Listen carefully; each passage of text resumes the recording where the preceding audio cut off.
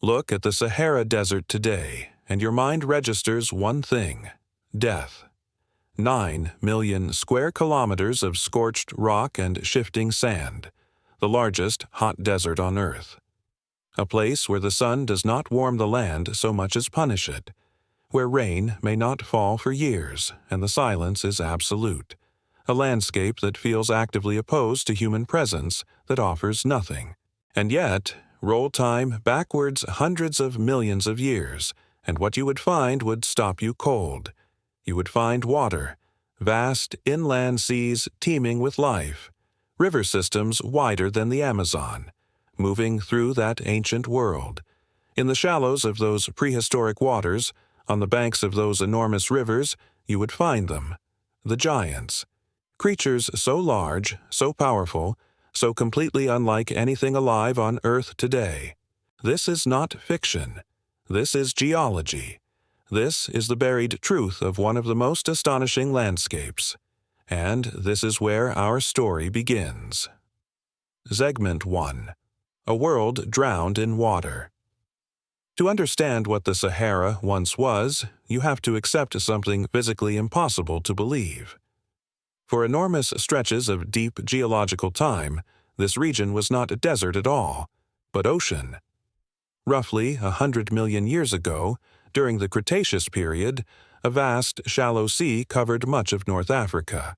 Warm, nutrient-rich, and absolutely exploding with life. Scientists call it the Tethys Sea. Its presence is written unmistakably in the rock record of the Sahara for anyone who knows how to read it. When paleontologists dig into the desert sediment, they do not find ancient dunes. They find the signatures of water, layers of marine limestone packed with fossils, the bones of enormous aquatic predators that patrolled these ancient waters. The Sahara Desert is, in geological terms, a cemetery, a world of water so rich, so vast. We are only now beginning to understand how extraordinary it truly was. Segment 2. The giants emerge. It was into this ancient water world that the giants came. And when we use that word, it is accurate. The creatures that inhabited the ancient Sahara were among the largest animals that have ever lived. The most famous of them, and in many ways the most terrifying, was Spinosaurus, first described from fragmentary bones, then dramatically re-evaluated following extraordinary fossil discoveries. Spinosaurus has been revealed as something that defies almost every assumption about large, predatory dinosaurs. It was enormous. Between 14 and 18 meters in length, the largest carnivorous dinosaur ever. Larger even than Tyrannosaurus rex, larger than Giganotosaurus, larger than anything we have yet found. But it was not its size alone that made Spinosaurus extraordinary. It was where it lived. Unlike every other large predatory dinosaur, it was not primarily a land animal. It was built for water. Its nostrils sat high on its skull, like a crocodile's, allowing it to breathe while mostly submerged. Its legs were short and dense, suited for swimming rather than running. Its enormous sail may have helped it regulate temperature or acted as a display structure. Spinosaurus did not chase prey across open ground. It waded. It swam. It hunted in the rivers of an ancient Sahara that no longer exists. A world that the desert has buried so completely that we are still struggling to piece it back together. Cliffhanger. End of Part 1. Spinosaurus was the apex, the crown predator of a lost world. But it did not rule alone. The ancient Sahara was home to an entire ecosystem of giants, a community of enormous, extraordinary creatures that lived alongside one another. In Part 2, we go deeper into that world. We meet the other giants. We follow the scientists who risked everything to find their bones in one of the harshest environments. And we begin to understand how a place this alive could vanish so completely.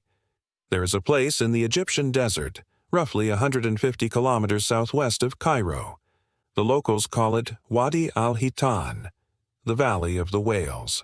Whales do not belong in deserts, and this valley illustrates how the world can transform. Across the entire sweep of the ancient Sahara, paleontologists have been assembling the pieces of an ecosystem, so rich, so densely populated with enormous and extraordinary animals that scientists call it the River of Giants. This was not a single river, but a network, a vast interconnected system of channels and floodplains, sustaining a community of animals that in terms of sheer scale and biological drama has almost no equal. And the further scientists dig into it, the more extraordinary it becomes. Segment 2. The Other Predators. Spinosaurus was the largest, but it was far from the only predator hunting in the ancient Sahara. To truly understand how this ecosystem functioned, you have to meet the others. Carcharodontosaurus was perhaps the most terrifying land predator in this lost world. A massive, bone-crushing carnivore that rivaled Spinosaurus in length and exceeded it in raw, land-based power. Built on the same general plan as Tyrannosaurus rex but independently evolved on the African continent, with teeth like serrated steak knives and a skull so large and heavily reinforced. It could absorb the impact forces of attacking and dismembering prey animals that weighed several tons. Where Spinosaurus dominated the water, Carcharodontosaurus ruled the riverbanks and floodplains. The fact that both animals existed in the same ecosystem is one of the most dramatic ecological facts. But the predators did not stop there.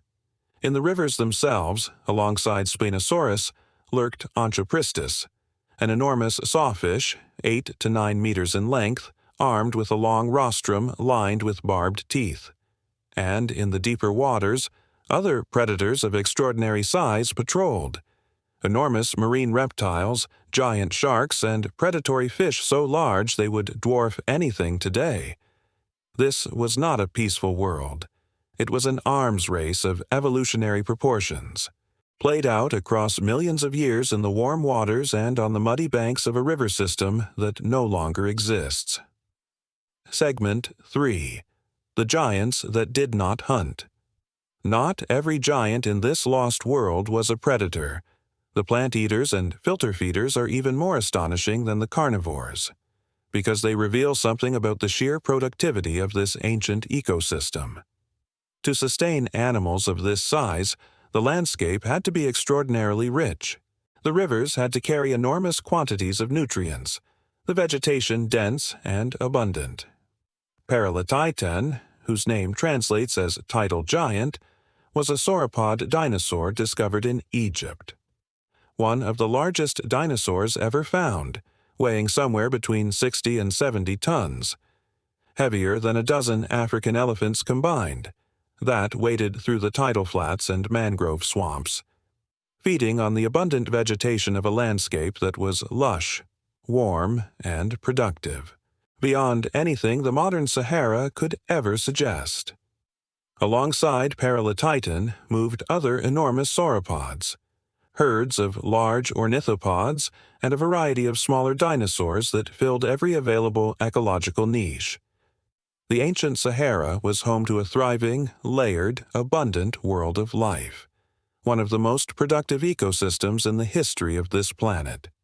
And the scale of what has been lost when it vanished is almost impossible to fully comprehend. Cliffhanger. End of Part 2. A world of predators and giants, of warm rivers and abundant life. Creatures so large and so extraordinary that a century of scientific discovery has barely begun to do them justice. And yet, every single one of them, Spinosaurus, Carcharodontosaurus, Paralititan, is gone. Not just gone, but buried, entombed beneath sand and rock and time so completely that for tens of millions of years the surface of the earth showed no sign that any of this had ever existed. In Part 3, we ask the hardest question of all. How do you kill a world this alive? What force, what event, what chain of geological and climatic catastrophe is capable of erasing it? And what does the answer tell us about the world we are living in right now? Every civilization that has ever looked at the Sahara has assumed it has always been this way, that the desert is a permanent fact, as fixed as the continent itself, as natural as Earth's rotation, But science has spent the last century dismantling that assumption, revealing something far more profound. The Sahara is not ancient, not permanent, not even particularly stable. It's an extraordinarily young and volatile landscape, expanding and contracting, greening and drying. Driven by climate change cycles so dramatic, North Africa shifted between savanna and desert almost instantaneously.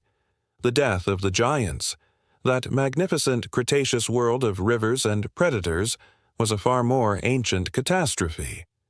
It was caused by the same force that reshaped this planet more profoundly than any other, the movement of Earth itself.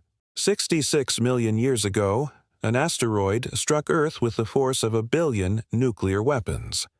The global ecosystem collapsed, leaving barely a trace of the world that existed before it. The giants of the ancient Sahara died in that extinction, their bones settling into sediment.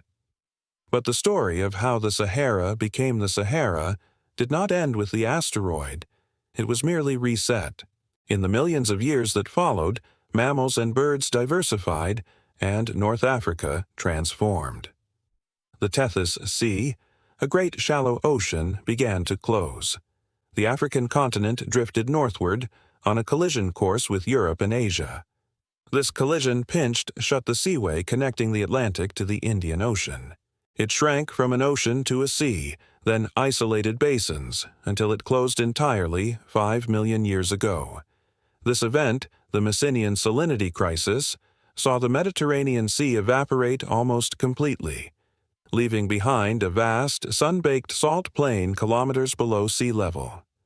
The water that defined this region for hundreds of millions of years was gone.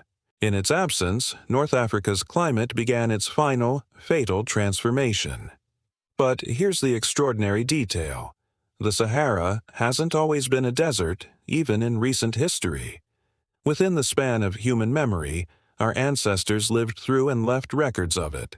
Between 11 and 5,000 years ago, during the African humid period, the Green Sahara, the entire region underwent a transformation so complete it would be unrecognizable today. Driven by shifts in Earth's orbital cycle, rainfall increased dramatically across North Africa. Rivers flowed where there is now only sand. Lakes formed, some rivaling East Africa's Great Lakes. Vegetation spread, pushing the desert back to a fraction of its modern extent. Hippopotamuses swam in rivers now in Libya and Algeria. Elephants grazed on grasslands. Human beings, our ancestors, lived and hunted and painted on cave walls.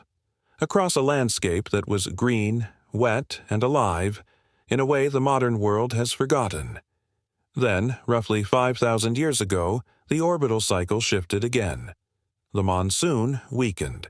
The rains retreated. Within centuries, the green world died, rivers dried, lakes evaporated. The desert returned. The Sahara, as we know it today, is not a geological constant. It is the latest chapter in a story of transformation unfolding for hundreds of millions of years. And it is a chapter that, science tells us, is not yet finished. The giants are gone. The rivers are gone. The inland seas and warm, shallow waters are gone. The vast, green floodplains and herds of enormous animals are all gone, buried beneath sand and time. But the desert is not silent. It never has been. Every fossil is a message from that lost world, written in bone and shell and compressed sediment. Patient across timescales that dwarf human civilization, waiting for a species intelligent enough to read it. What that message says: the Earth does not have a fixed state. It has no default setting.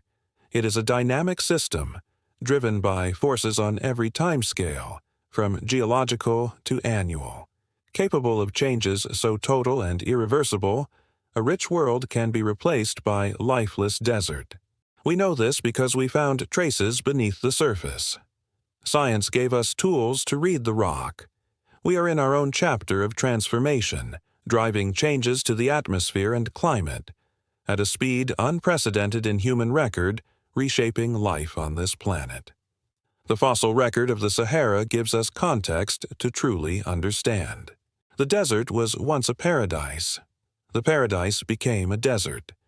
The story of how that happened, written in bones, shells, and faded paintings, is the most important story this landscape has ever told.